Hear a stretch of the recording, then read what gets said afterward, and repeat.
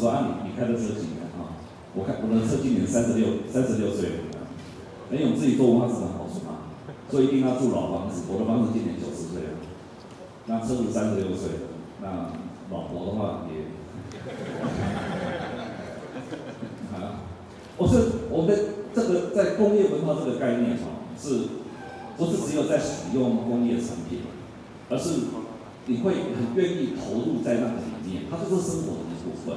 所以刚刚有朋友在问我们那个英国这边在营运铁路的时候，那个职工会不会有什么样子的报酬？对他们讲没有这个问题，那是他们非常喜爱的。那我们会使用物件，可是我们不见得会有那个文化，就包括我们汽车，你也不会自己去做3级保养、2级保养吧？那个在座有没有谁那个机油是自己换的？这个如果是在欧美、日本，可能还蛮常见的，自己会去处理。那我们现在的差别大概是这个地方，我觉得有一个还蛮大的一个落差。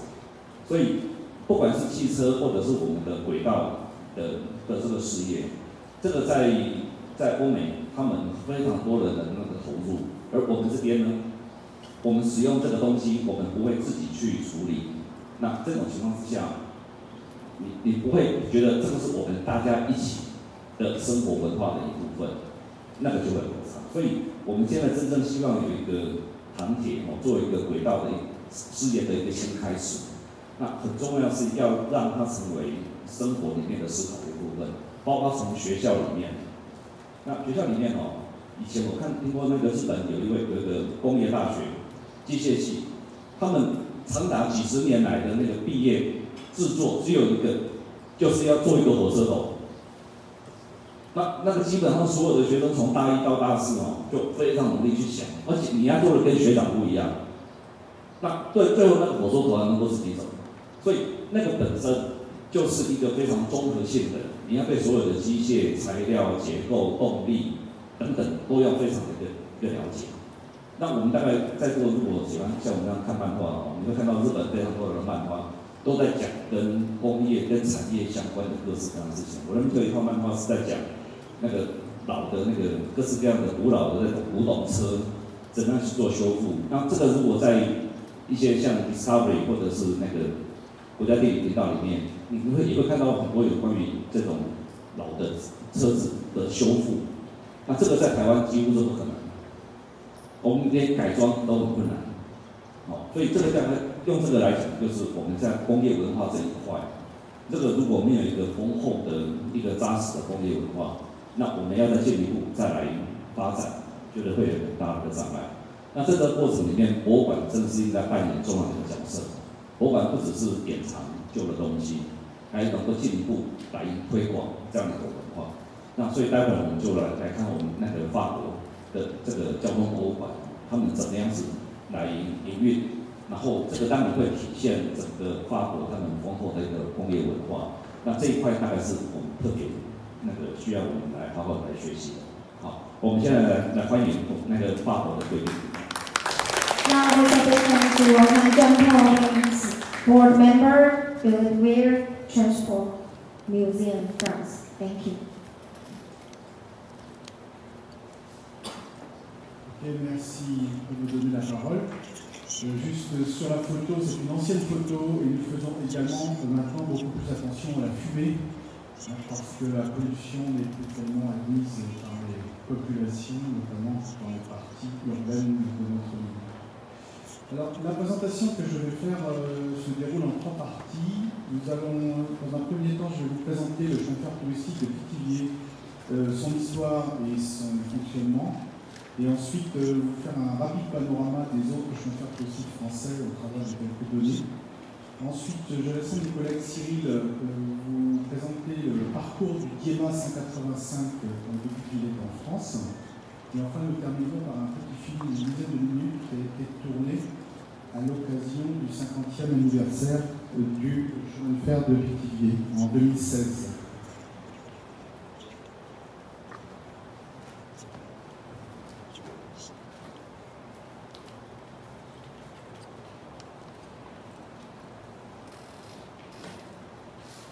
Alors, ça c'est un petit peu le venu de la présentation. Qu'est-ce que le chemin de fer touristique de Pithiviers?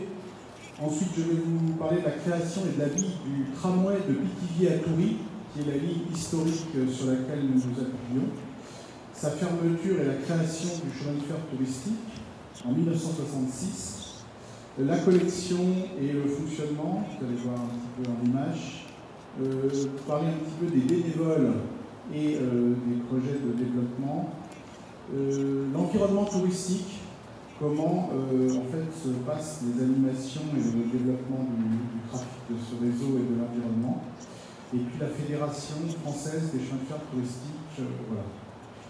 Alors, Pithiviers, on ne voit pas bien sur la carte, est en France, au centre de la France, dans la région centre qui s'appelle Centre Val-de-Loire, à peu près à 85 km au sud de Paris. Pithiviers, c'est une ligne à écartement de 600 mm, donc un petit peu plus réduit que votre écartement, qui est un écartement qui a été promu par Paul Decoville, qui était un constructeur de chemin de fer, à la fois de voies et de matériel roulant, qui a notamment promu le matériel industriel pour favoriser le développement économique des secteurs industriels et des transports.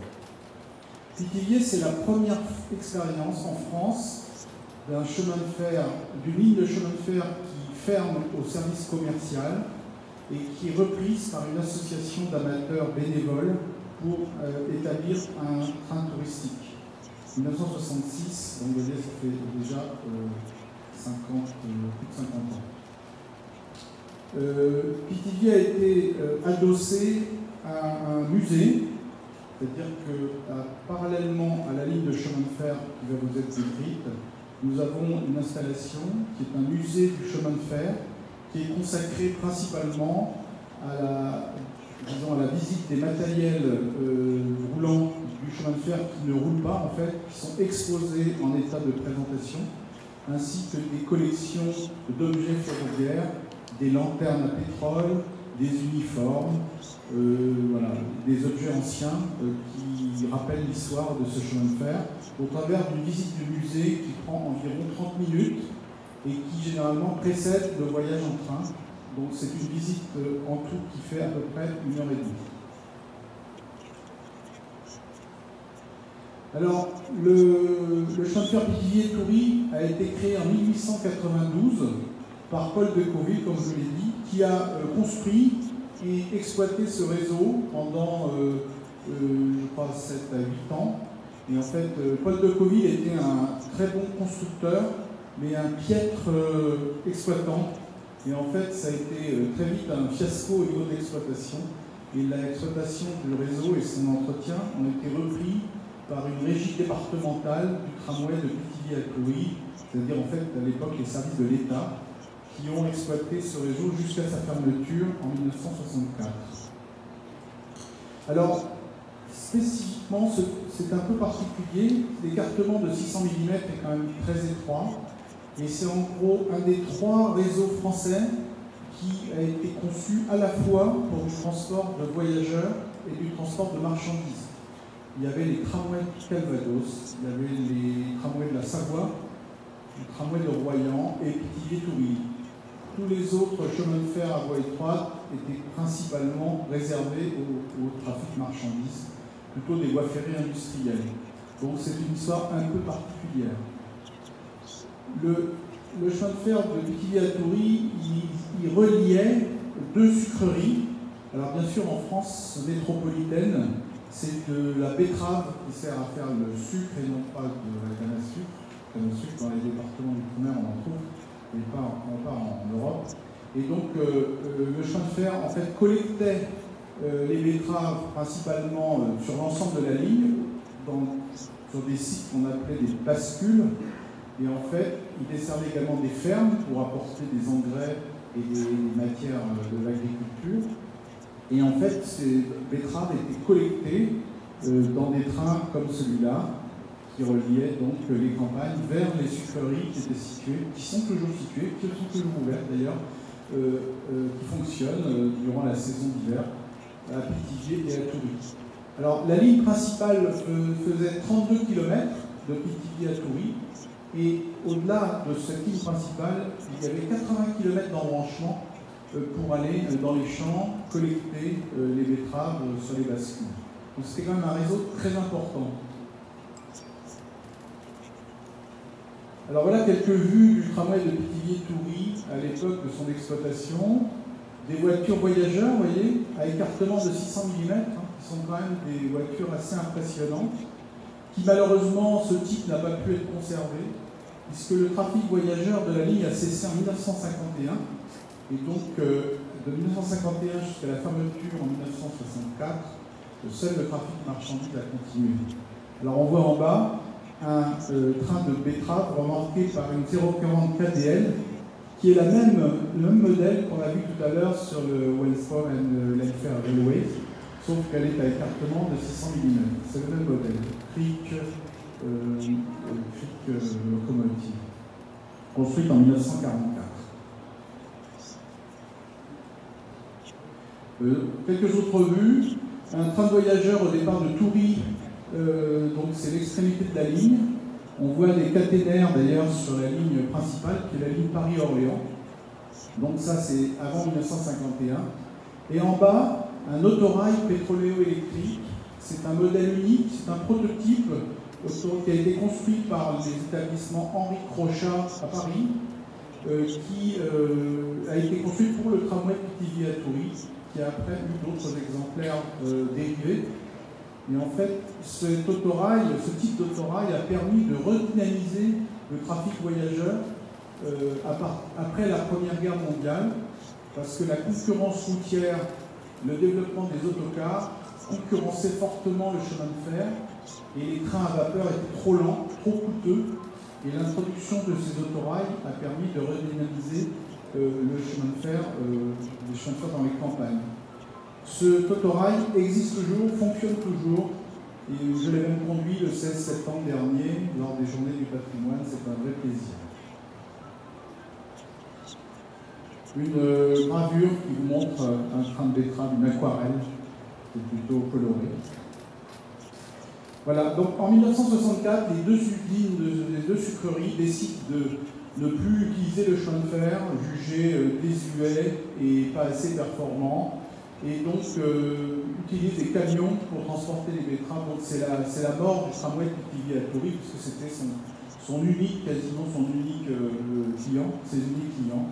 Mais Pithiviers, c'était un peu particulier parce que en 1964-65, à une heure de Paris, il y avait, pendant la saison de collecte des betteraves, une quinzaine de locomotives à vapeur qui fonctionnaient sur ce réseau, et énormément d'amateurs français et parisiens notamment visitaient ce réseau très fréquemment. Il était donc très connu, et donc ils ont essayé de conserver, du moins d'obtenir la mise à disposition d'un tronçon de la ligne.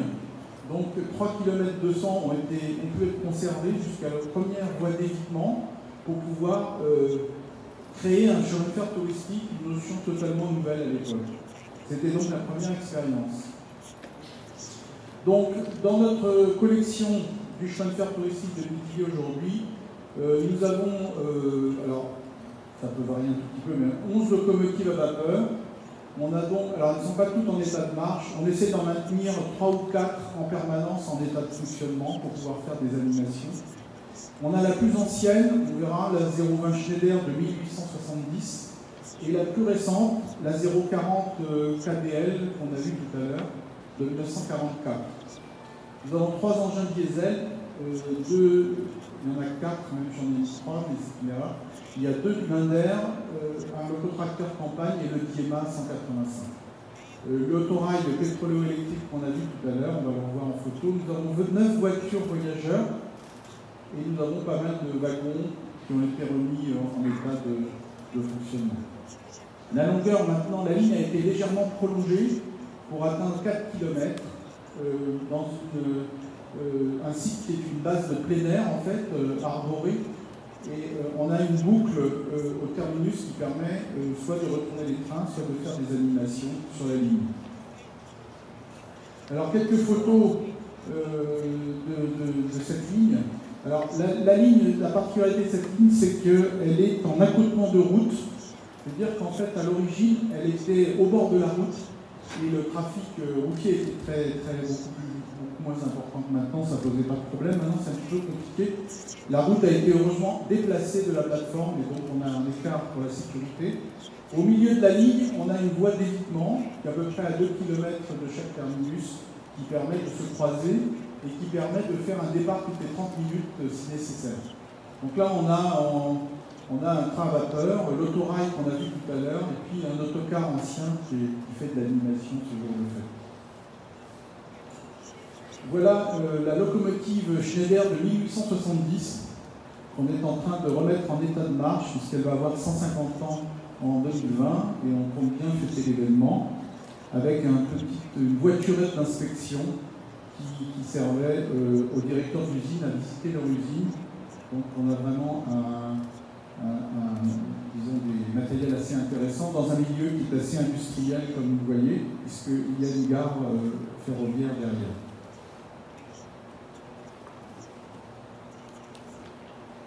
L'autorail pétroléo-électrique de 1922, qu'on a vu tout à l'heure, qui est remis en état de marche. Alors, la plupart de ces matériels sont classés monuments historiques, c'est-à-dire qu'en fait, ils sont protégés par une inscription par le ministère français de la Culture, ce qui permet d'avoir un patrimoine qui est mis en valeur et qui donne accès à ce nombre de subventions, on en parlera tout à l'heure. Voilà le terminus de Bel-et-Bas, qui est dans un site arboré. Donc le train qui est ici parcourt la boucle. C'est une locomotive 130 Meuse de 1938. Et les voitures sont des voitures qui sont des anciennes remorques de tramway de Valenciennes en France, qui étaient des remorques à voie métrique à essieu et qui ont été mises sur bogies à voie de 600 mm pour rouler sur le réseau. On en a 4. Voilà un train de fin de saison où on se fait plaisir.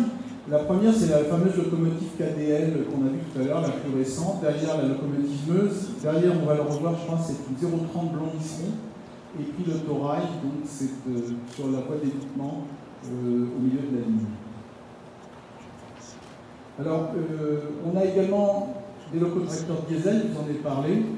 Donc voilà le 030 Blinder de 1944. Un engin d'origine allemande.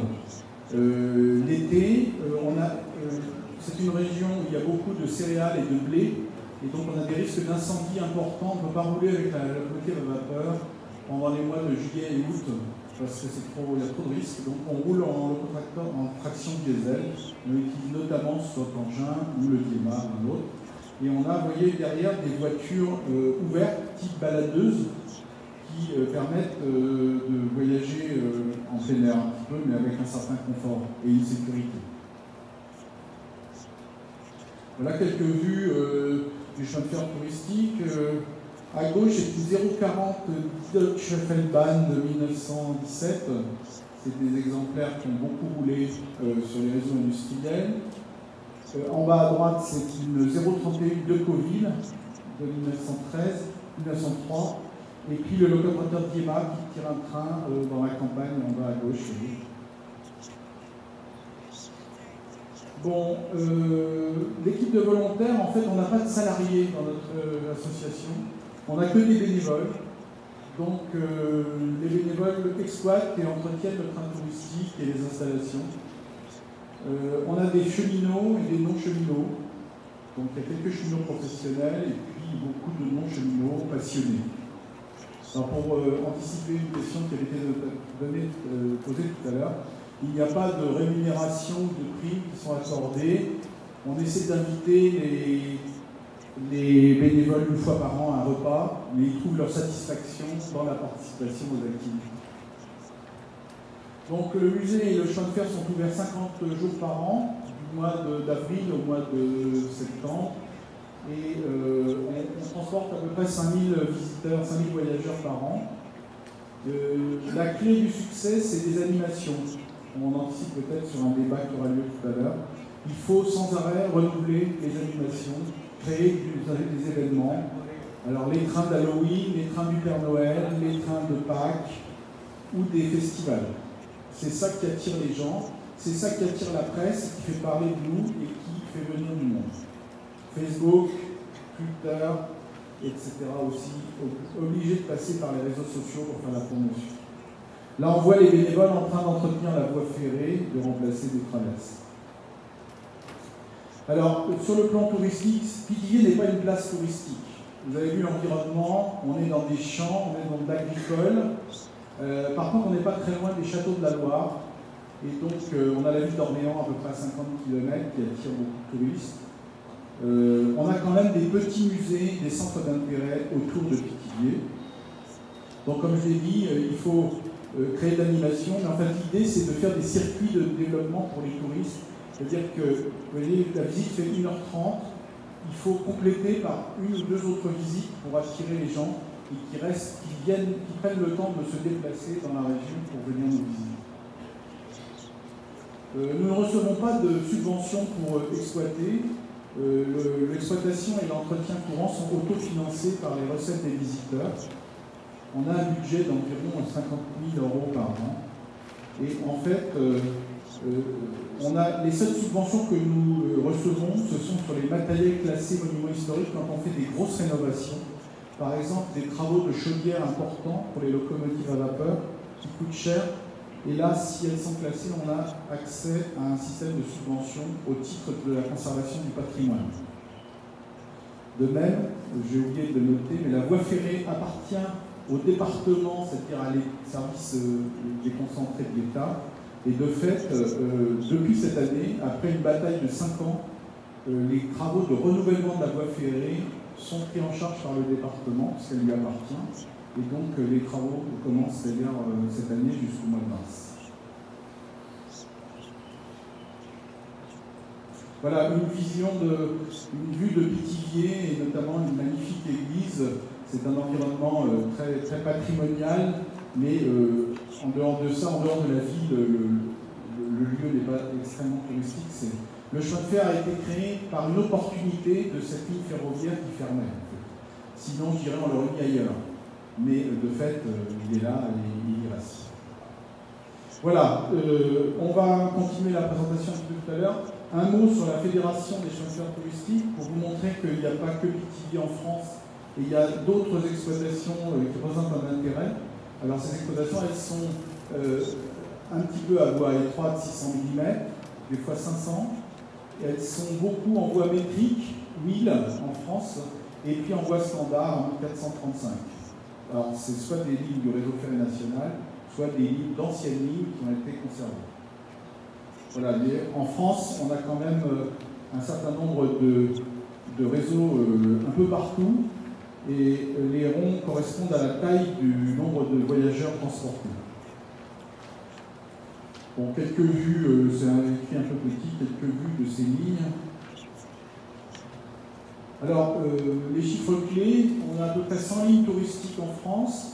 Ça représente à peu près 1200 km de lignes qui transportent entre 3 et 3,5 millions de passagers par an, ça dépend des années. Environ 15 km pour la moyenne, c'est la bonne taille du chemin de fer touristique. Nous, on est petits, mais on est un petit écartement. La quinzaine de kilomètres, c'est bien. Après, les gens s'ennuient. C'est assez curieux, mais tout le monde n'est pas passionné comme vous. Le grand public, au bout de 15 km, d'une heure, il veut faire un peu autre chose. Donc, il faut lui proposer d'autres choses. On a vu de la restauration tout à l'heure. C'est une bonne activité pour capter les gens. Mais pensez grand public, ne pensez pas qu'amateur. On aime le chemin de fer, mais il faut du public pour le faire vivre. Environ 9 € de recettes par passager, et ça fait donc à peu près quoi, 300 $, je pense, taïwanais en gros. Et puis ça fait 800 emplois créés en France par cette activité. Voilà, c'est très joli, très coloré.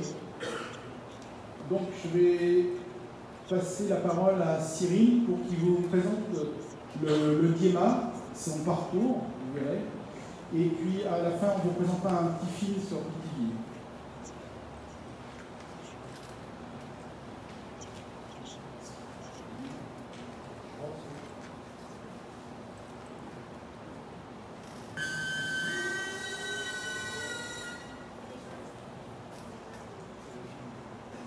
Bonjour à tous.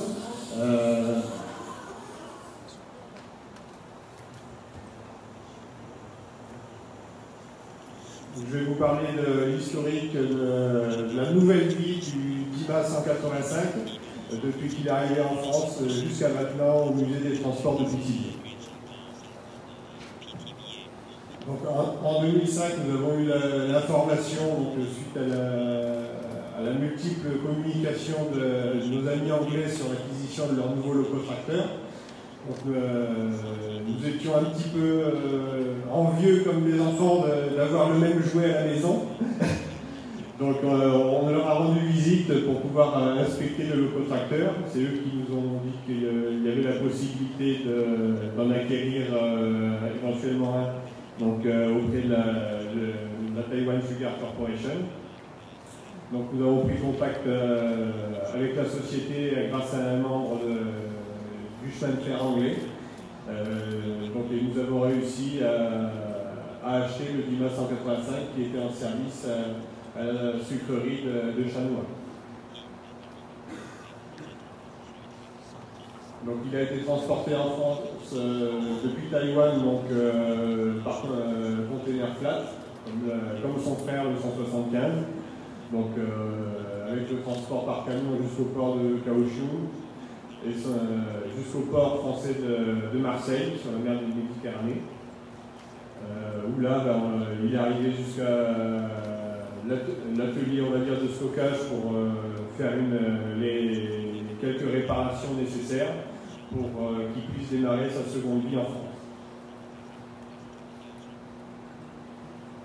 Donc, dès qu'il est arrivé, il a été envoyé à la société Construction Ferroviaire Giral en France.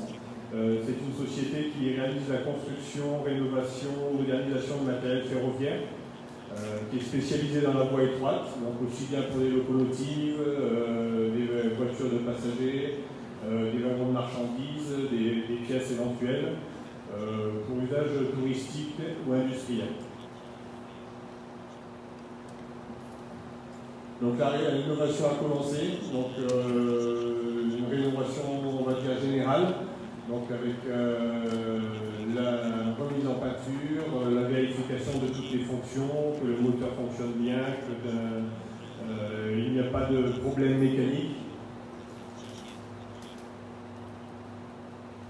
Voilà, donc vous pouvez voir un petit peu les différentes phases d'évolution de la rénovation avant-après, pour lui donner un bon coup de jeune.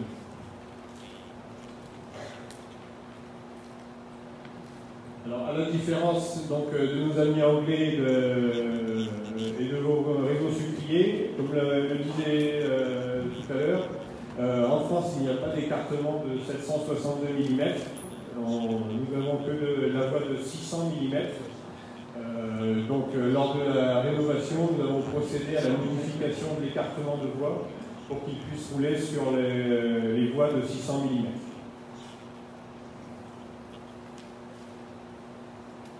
Donc une fois que tous les travaux ont été achevés, on a pu réaliser les essais dans la cour de cette usine. Donc quand tout était fonctionnel, il était prêt à démarrer sa nouvelle vie et parcourir la France. Donc, en mai 2006, il est parti pour un festival de chemin de fer à voie étroite. C'est un musée dans le nord de la France qui fêtait son anniversaire. Donc c'est un musée qui est à peu près à une centaine de kilomètres au nord de Paris. Il y a une grande collection de matériel à voie étroite dédié à l'industrie et au matériel militaire. Donc, durant ce festival, il a côtoyé une dizaine de locomotives à vapeur diverses, aussi bien venant de France, venant d'Allemagne, de Grande-Bretagne. On a pu voir à côté de lui une diversité de matériel assez impressionnante. Donc depuis 2006 jusqu'à 2012, il est resté, on va dire, en pension à ce musée. qui possède également une ligne de 7 km, où pendant l'été, il a pu participer à l'attraction des trains pour le tourisme, donc avec traversée de tunnels,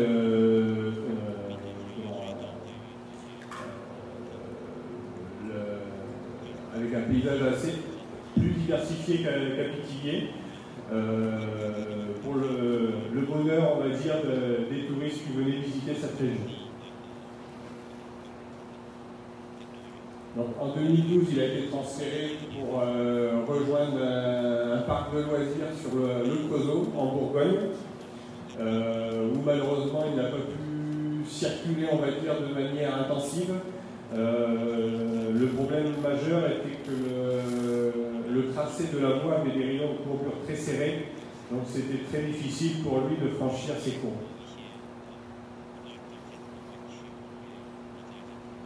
Donc en 2014, il a été décidé de le transférer au musée de Pithiviers.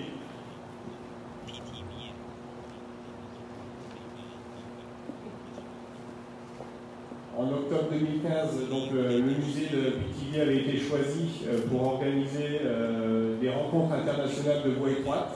C'est un grand rassemblement européen d'amateurs de trains à voie étroite, venant de beaucoup de pays d'Europe, de France, Allemagne, Grande-Bretagne, Roumanie, Hollande. Il y a beaucoup de participants qui viennent pour discuter de voies étroites et découvrir le réseau ou le musée qui organise l'événement cette année-là. Donc là, on a une photo qui est assez amusante, c'est la photo qui est en bas à droite, où on peut voir le Dima 185 avec un autre petit locotracteur vert, qui est le plus petit locotracteur que Dima a fabriqué. Donc on a l'un à côté de l'autre, le plus grand et le plus petit, David contre Goliath.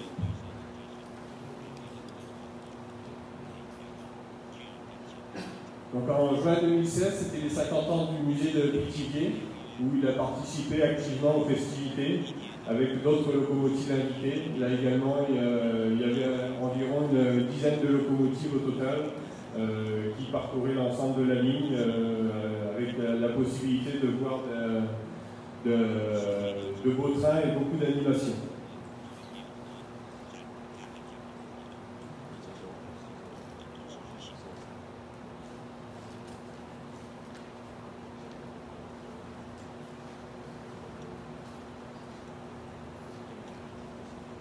Donc, depuis 2016, donc, il est toujours à Pithiviers où il participe à l'attraction des trains touristiques pour promener les touristes sur la ligne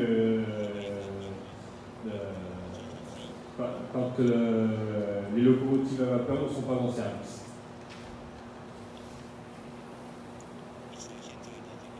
Voilà. Je vous remercie.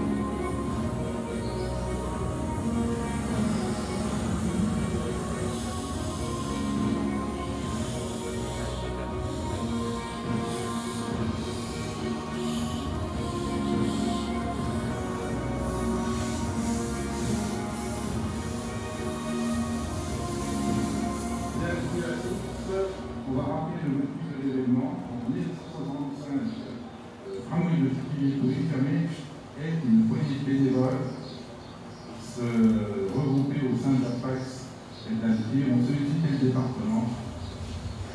pour reprendre à leur risque et péril, c'est vraiment le cas, un tronçon de l'ancienne ligne afin de l'exploiter à des fins touristiques. Ce fut fait le 23 avril 1966, une première en France.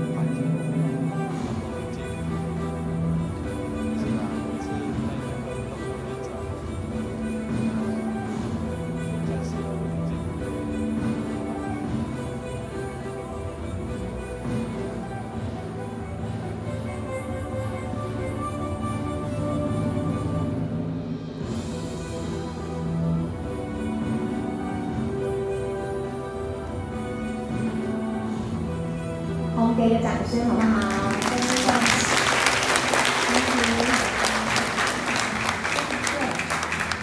真的。我们这一场次呢，其实时间呢已经用超过了，这样 because of the time we don't have any time for questions. Maybe we'll in the afternoon session. Yeah. 我们接下来呢，可能让大家可以有10分钟的休息时间。Now we're going to have a coffee.